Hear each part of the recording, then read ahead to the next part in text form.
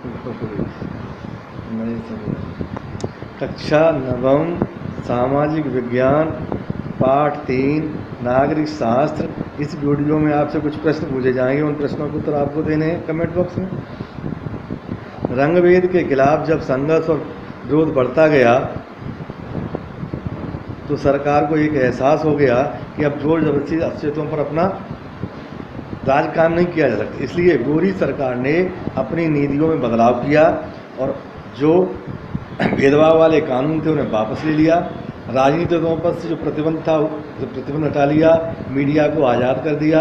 28 वर्ष तक Nelson Mandela जो जेल में रहे थे उन्हें रिहा कर दिया, आज़ाद कर दिया। 26 अप्रैल 1994 की मध्य रात को अफ्रीका एक स्वतंत्र देश बन गया। इसके बाद यह दुनिया का एक लोकतांत्रिक देश बन गया दक्षिण अफ्रीका, और यहाँ रंगभेद वाली शासन व्यवस्था समाप्त हो गई। इसके बाद सभी नस्लों के लोगों की एक मिलीजुली यहाँ सरकार बन गई। इस बदलाव के बाद यहाँ के पहले राष्ट्रपति नेल्सन मंडेला बने। उन्होंने कुछ बातें कही हैं, उनकी बातों को यहाँ पर दिया गया है। ऐतिहासिक रूप से एक दूसरे के दुश्मन रहे दो समूह रंगभेद वाली शासन व्यवस्था की जगह शांतिपूर्ण ढंग से लोकतांत्रिक व्यवस्था अपनाने पर सहमत हो गए, क्योंकि दोनों ही एक दूसरे की भरोसा था। वे इसे मानने को तैयार थे। मेरी कल्पना है कि दक्षिण अफ्रीका के लोग कभी भी अच्छाई पर विश्वास करना न छोड़ें। इस बात में आस्था रखें कि मनुष्य जाति पर विश्वास करना ही हमारे लोकतंत्र का आधार है। नए लोकतांत्रिक दक्षिण अफ्रीका के उदय के साथ ही अश्वेत नेताओं ने अश्वेत समाज से आग्रह किया कि सत्ता में रहते हुए गोरों लोगों ने जो हम पर जुर्म किए थे उनको भूल जाएं, गोरों को माफ़ कर दें।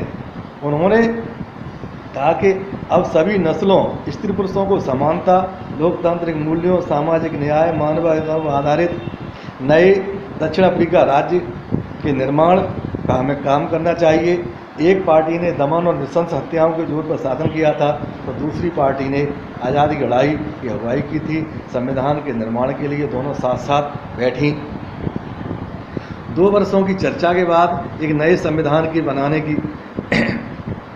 बनाने के लिए तैयार हुए। इस संविधान में नागरिकों को जितने व्यापक अधिकार दिए गए हैं उतने दुनिया के किसी देश के संविधान में नहीं दिए गए हैं। साथ ही उन्होंने ये फैसला भी किया कि मुश्किल मामलों के समाधान की कोशिशों में किसी को अलग नहीं किया जाएगा, नहीं किसी पर बुरा या दुष्ट मानकर बर्ताव किया जाएगा।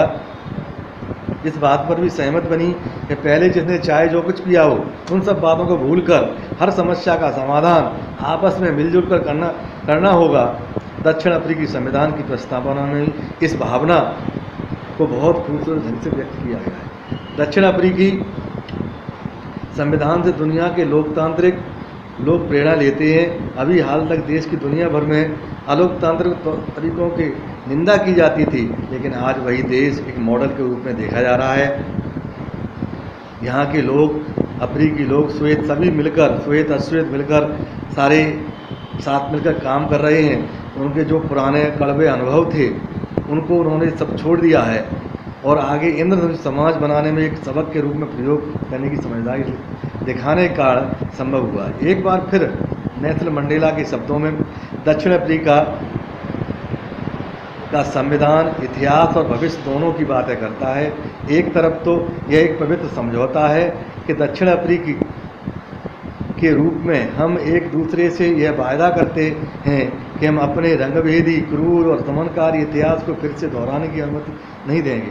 पर यह बात इतनी नहीं, यह अपने देश को इसके सभी लोगों द्वारा वास्तविक